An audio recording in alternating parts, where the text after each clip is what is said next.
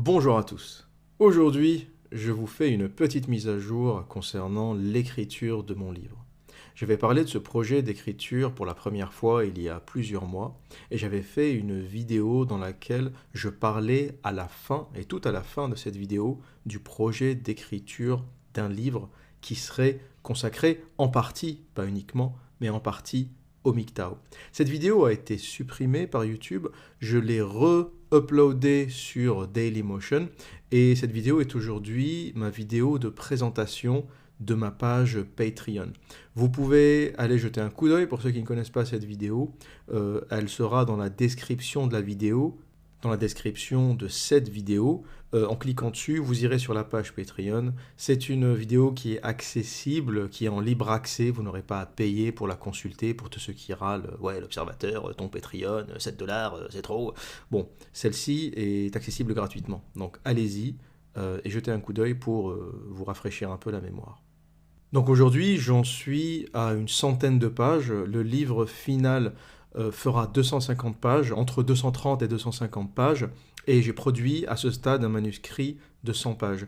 J'ai le problème et le défaut d'être perfectionniste et j'ai tendance à écrire et à réécrire et à revenir sur des passages que j'ai écrits, mais c'est aussi l'intérêt du livre. C'est vrai que j'avais dit que ce livre serait un condensé de tout le savoir que j'ai pu produire dans mes podcasts au cours des 2 dernières années, qu'il cristallisera tout ce savoir de façon synthétique et structurée. Ce qu'il faut savoir avec les podcasts, c'est que c'est des vidéos ou c'est des audios de l'instant. Quand on fait un podcast, des fois on va être en bonne forme, des fois on va être fatigué, des fois on va avoir sommeil, des fois on va être énervé, des fois on va être détendu. Et l'humeur dans laquelle on est va forcément influencer le podcast. Et comme il est dans l'instant, eh bien, certains podcasts vont bien vieillir et on va les réécouter après une année et on va se dire, ben tiens, ça c'est pas mal, ce truc-là, enfin le concept a bien vieilli. Par exemple, mon podcast sur l'hypergamie, je trouve que c'est un truc qui vieillit très bien, qui est intemporel et qu'on peut réécouter. Sur certains autres podcasts que je vais réécouter, je vais me dire, bon, là t'as été un peu dur, là t'aurais pas dû dire ça, dans celui-ci il y a un peu trop de gros mots, là tu te lâches un peu. Et je vais avoir un regard critique sur des podcasts qui auraient moins bien vieilli que les autres. Mais c'est comme pour le journalisme, c'est comme pour les journaux d'une façon générale. Comme c'est l'émotion et l'idée de l'instant, ça n'aura jamais la puissance, la structure et le recul d'un livre. L'avantage du livre, et pourquoi la majorité des livres, encore une fois, pas tous, mais beaucoup de livres vieillissent très bien, c'est que le livre s'écrit dans le temps long. On va mettre pour écrire un bon livre 1 an, 2 ans. Je ne parle pas des romans de Marc Lévy qui s'écrivent en 2 mois et demi. Je parle d'un livre costaud, je parle de vrais auteurs. Et on va mettre 1 année, 2 années à écrire un livre. Et sur ce temps long, on va avoir l'occasion de revenir sur ces textes. On va avoir l'occasion, contrairement au podcast, de relire ces textes, de les relire peut-être 6 mois après leur écriture. Et on va avoir le recul de la personne qui va voir son travail sous un autre angle. Ce que tu as écrit il y a 6 mois, aujourd'hui, tu n'es plus la même personne qu'il y a 6 mois. Et donc, tu vas peut-être constater que ce que tu as écrit n'était pas si bon que ça, ou qu'il faudrait peut-être le reformuler, ou il faudrait peut-être le remettre en perspective. Et toute la force du livre et toute la force de l'écriture est là. Et je vais vous donner un autre exemple dans le monde professionnel. Quand j'écris un mail qui va être un mail cinglant ou violent, où je suis en colère contre un sous-traitant ou un collègue qui a fait une bêtise, en général, ce que je fais, c'est que j'écris le mail, je l'écris tel que je le ressens et tel que j'ai envie qu'il parte, mais je ne l'envoie jamais. Je l'écris en fin de journée, je ferme mon ordi et je le relis le lendemain matin. Et 9 fois sur 10, quand je relis le mail très agressif que j'avais écrit la veille, 9 fois sur 10, je ne l'envoie pas. Parce que on dit que la nuit porte conseil, t'as pris du recul, tu t'es calmé, t'es plus dans le même état émotionnel, et tu relis la chose avec de la distance. Et là, tu réalises la violence du truc, et tu te dis, ben non, je n'enverrai pas, ou tu te dis, il faut le réécrire différemment. Et c'est ce que je conseille à tout le monde. Avant d'envoyer un texte, un mail meurtrier, que ce soit dans le monde professionnel, que ce soit avec vos amis, que ce soit avec vos amants, peu importe, Lorsque vous écrivez quelque chose d'agressif ou quelque chose qui va blesser, quelque chose qui va faire mal, peu importe, vous pouvez l'écrire, écrivez entièrement le fond de votre pensée, mais ne l'envoyez pas.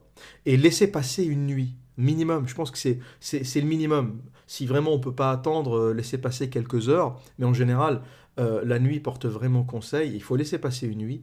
Et le lendemain, en relisant ces textes-là, on se dit toujours, heureusement que je ne l'ai pas envoyé. 9 fois sur 10, on se dit heureusement que je ne l'ai pas envoyé. Parce qu'on était dans un état émotionnel qui n'était pas nécessairement le bon. Et je ressens souvent ça avec les podcasts que je fais. Certains, encore une fois, ont très bien vieilli, et s'il fallait les refaire 100 fois, eh bien, je referais exactement le même. Et l'intérêt du podcast aussi, c'est que ça capture l'émotion du moment. Mais le défaut que ça peut avoir, c'est que justement, c'est un peu trop dans le moment. Et dans le moment, on peut dire des choses qu'on va regretter plusieurs années plus tard. On peut avoir des tournures de phrases ou des choses qu'on va pas aimer. Et, et pour revenir au livre, et l'intérêt du livre, c'est justement ce temps long de la sagesse qui permet de produire des choses de qualité. On est aujourd'hui dans une société de l'instant, dans le Facebook, dans l'Instagram, où on s'envoie les choses trop vite, où on ne réfléchit pas, où on est constamment dans la stimulation du court terme. Tout le monde veut tout très vite. Mais Rome ne s'est pas construite en un jour, et pour faire des choses de qualité, pour faire des choses qui restent dans l'histoire et qui durent, il faut accepter de ne plus être dans l'instant et de prendre le temps long, et il n'y a que le temps long qui produit de la qualité. Et donc pour revenir au contenu de ce livre, que je ne pourrais pas dévoiler dans son intégralité, mais je peux vous donner un peu ce qu'il contiendra, ou je peux donner un peu les, comment on dit en anglais, outlines, les contours de ce livre. Ça sera un mix ou un mélange entre une biographie et un contenu théorique. Ce livre racontera ma vie, la découverte du PUA, la découverte du livre The Game, ma pratique sur le terrain, mes années de drague à Paris, à Londres, mes années de débauche, toutes les histoires improbables que j'ai eues, tous les copains jaloux que la copine avait trompés et qui m'ont suivi dans le métro, des histoires absolument aberrantes dans lesquelles je ne me remettrai plus jamais si c'était à refaire, parce que c'est tellement violent et tellement délirant que je me dis mais pourquoi tu t'es mis dans des situations pareilles. Mais au final, peut-être que ces situations euh, assez bizarres, assez rocambolesques ont fait ce que je suis aujourd'hui. Donc il y aura un fil conducteur qui sera mon expérience personnelle, et adossé à cette biographie, à ce fil conducteur, il y aura une construction de savoir théorique. Donc je parlerai de la drague de façon théorique, des étapes de la drague, des étapes de la séduction. Je parlerai des dangers, parce qu'en fait, ce que très peu de gens savent, et ce que très peu de jeunes hommes qui veulent devenir très bons dragueurs, ben, ce qu'ils ne savent pas, c'est que la drague, c'est dangereux, et qu'à un moment, tu vas tomber sur un mec qui va vouloir te casser la gueule. De temps en temps, tu vas tomber sur une meuf qui trompe son mari, et ce mec-là voudra en découdre avec toi, et tu vas te retrouver en devenant très bon dragueur dans des situations dangereuses. Et ça, très peu de gens le disent. On pense toujours que être bon dragueur, c'est génial, c'est enchaîner les conquêtes, c'est ce que devrait faire un homme alpha, un homme dominant, etc. Mais on ne parle jamais des effets pervers et des effets néfastes.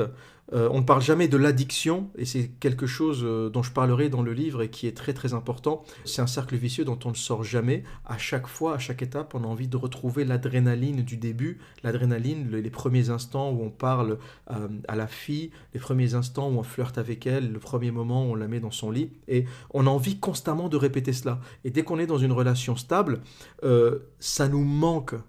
Et je pense que l'addiction à la drague et l'addiction à la séduction est aussi forte que l'addiction à la cocaïne. Je pense qu'il y aura un disclaimer dans ce livre, il y aura quelque chose au début où il faudra que j'écrive qu'on ne revient jamais de la lecture d'un livre pareil. On ne revient jamais de cette découverte-là. Comme je ne suis jamais revenu de la lecture de The Game, eh bien, les prochaines générations ne reviendront jamais, ne se remettront jamais probablement de la lecture de mon livre. Livre au passage qui devrait paraître au mois de décembre, juste avant les fêtes. Je ferai le nécessaire pour que cela arrive.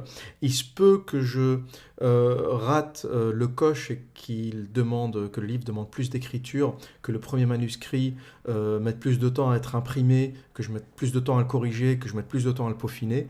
L'objectif, c'est décembre. Si ça se fait pas, ça sera plus tard. Probablement, peut-être le mois de mars, janvier, je pense, c'est le pire des mois pour sortir un livre. Mais plutôt le mois de mars si je rate le coche du mois de décembre. Et donc, pour revenir à ce que je disais, le danger du monde de la drague, des pick-up artistes, tout ce contenu pilule rouge, c'est qu'une fois qu'on le connaît, qu'on l'a absorbé, qu'on l'a compris, plus jamais on ne voit le monde tel qu'on le voyait avant. Et l'effet négatif, c'est qu'on perd la naïveté de la découverte des choses de façon naïve, intuitive, et on commence à analyser tout ce qui nous arrive. On analyse le comportement des autres, on analyse les séquences pendant les interactions. Tout devient l'objet d'une analyse et d'un process. Tout ce qui nous arrive, les interactions avec les autres, la façon dont les autres bougent, leur body language, leur langage corporel, la façon dont on se comporte, la façon dont on se positionne dans l'espace pendant l'interaction aux autres, tout ça devient intellectualisé. Et c'est un peu le danger, et tout le monde devrait être averti avant d'avoir accès à ce contenu, c'est qu'une fois que vous tombez dedans, plus jamais vous ne verrez le monde tel que vous l'avez vu jusque-là. Et c'est encore plus juste pour le contenu MGTOW, qui est une vraie analyse et une vraie critique poussée de la nature féminine. On a tendance à ridiculiser, à moquer le contenu MGTOW parce que justement on a peur qu'il se diffuse et on a peur qu'il devienne accessible à tous. Mais lorsqu'on regarde le contenu MGTOW de très près, il y a très peu de choses qui font rire et très peu de choses qui sont ridicules. Lorsqu'on parle de la loi de Briffaut, lorsqu'on parle de l'hypergamie, lorsqu'on parle des rapports hommes-femmes sous l'angle de l'évolution, eh bien, il y a très peu de choses qui font rire et on se prend la vérité en pleine face et on comprend comment fonctionnent les rapports hommes-femmes, pas comme on veut que cela fonctionne, mais comme cela fonctionne réellement. Et donc, vous l'aurez compris, dans ce livre, je parlerai, en plus de mon expérience pick-up artiste, drague, je parlerai de ma transition vers le MGTOW, comment j'y suis arrivé, qu'est-ce que cela m'a apporté, comment cela a coïncidé avec la création de mon entreprise. Et en fait, j'ai basculé vers, ou j'ai consommé de la littérature MGTOW et de la connaissance MGTOW au moment où je n'ai pas eu beaucoup de temps pour sortir, pour draguer, au moment où je commençais à travailler à mon compte et où j'ai beaucoup travaillé, et j'ai commencé à faire du 50 heures par semaine en ayant à peine le temps de faire du sport et d'autres activités. Je me suis naturellement désintéressé de la drague d'une façon particulière et des femmes d'une façon générale, parce que c'est un moment de ma vie où je ne pouvais plus me le permettre. J'avais le choix entre créer mon entreprise, devenir quelqu'un de sérieux, avoir des objectifs sur 2 ans, sur 3 ans, sur 5 ans, sur 10 ans, des objectifs d'investissement, des objectifs de carrière, ou continuer ma vie d'avant et perdre mon temps à dragouiller à droite à gauche et investir encore dans les rapports hommes-femmes et investir encore dans les relations amoureuses. Parce qu'une relation amoureuse, c'est du temps. Lorsqu'on est avec quelqu'un, c'est de l'investissement en temps qu'on ne peut pas toujours se permettre lorsqu'on travaille sur des projets sérieux. Et je l'ai toujours dit, et c'est quelque chose, ou c'est plutôt une réponse que je donne à chaque fois, lorsqu'on me dit « Comment savoir si je suis en train de réussir ou de rater ma vie ?» La réponse, elle est claire. Pose-toi la question « As-tu du temps ?» As-tu du temps de libre? As-tu beaucoup de temps de libre et de disponible? Si la réponse est oui, t'étais peut-être pas au courant, mais je te préviens, t'es en train de rater ta vie. Parce qu'un homme au vrai sens du terme, ne devrait pas avoir le temps. Entre ton travail, ce que tu fais au quotidien, tes séances de sport, ton side hustle, ce que tu fais sur le côté, tout le monde devrait faire quelque chose sur le côté. On est dans le monde d'Internet aujourd'hui. Tout le monde devrait avoir un blog où il échange ses idées. Tout le monde devrait avoir un business où tu proposes tes services, on sait tous faire quelque chose, donc on devrait tous, en plus de ce boulot au quotidien qu'on peut aimer et qu'on peut détester, certains ont la chance d'adorer ce qu'ils font au quotidien et ce n'est pas une corvée, d'autres le font juste pour payer leur loyer et leurs factures, mais quel que soit votre rapport au travail au quotidien, il est impératif d'avoir quelque chose sur le côté. Ça peut être simplement pour compléter un revenu, mais ça peut être aussi pour faire échapper votre esprit de la misère du quotidien. Tu peux très bien avoir un boulot basique, médiocre, simple pendant la journée, et tu peux très bien avoir le soir un blog, une chaîne YouTube, un business, une plateforme de trading, peu importe, qui te passionne. Et quand tu remplis ta vie avec tout ça, quand tu mets tout ça bout à bout, travail, sport, lecture, side hustle, un business que tu as sur le côté, un peu de temps pour tes amis, un peu de temps pour ta famille, tu réalises que tu n'as pas beaucoup de temps, que tu as rempli ta vie, que tu n'as plus de temps. Et donc si tu as beaucoup de temps, si tu as trop de temps, c'est qu'il y a un truc que tu n'es pas en train de faire. Si tu as du temps à passer sur Netflix, si tu as du temps à passer sur Internet, à regarder des photos sur Facebook, sur Instagram, si tu as le temps de faire tout ça, on ne te l'a peut-être pas encore dit, mais moi je te le dis, tu es en train de rater ta vie. Donc bien évidemment, le chapitre sur le MGTOW traitera de tout cela, traitera du MGTOW en profondeur, traitera de mon expérience et traitera du savoir théorique du MGTOW. Il y aura évidemment des textes sur le féminisme, il y aura évidemment des textes sur le capital, sur les manipulations autour du féminisme.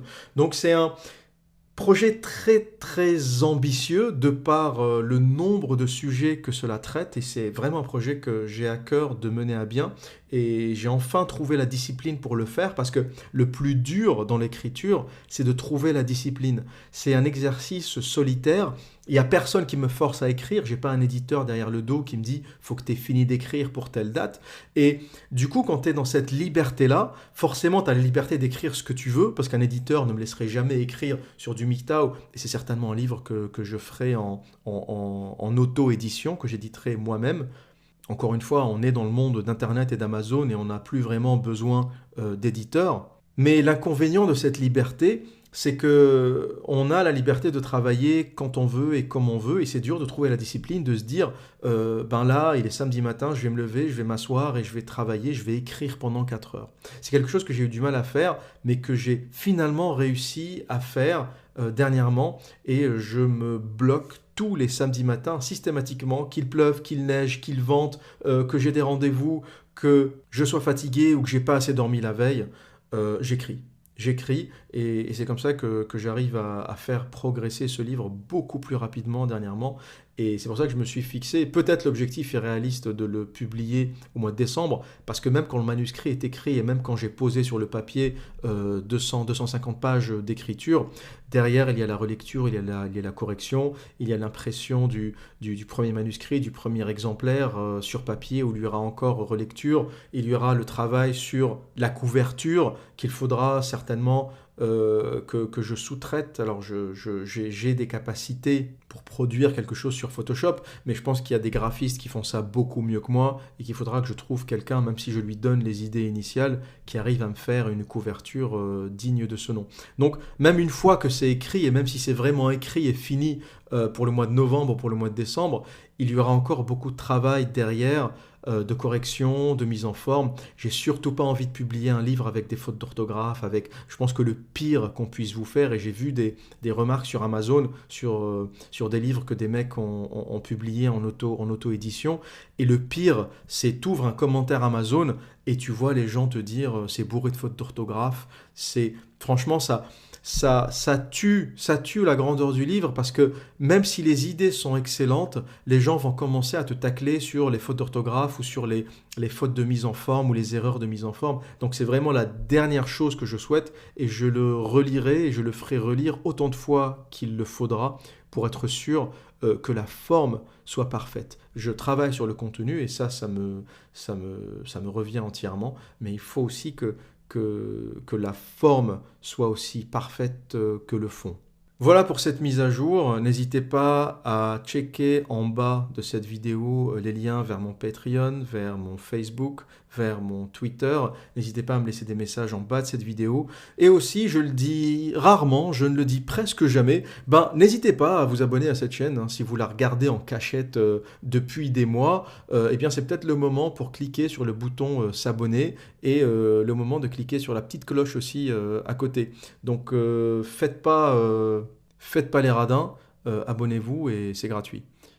Voilà pour aujourd'hui. Et que dire d'autre? Eh bien, comme à mon habitude, prenez soin de vous et à très bientôt.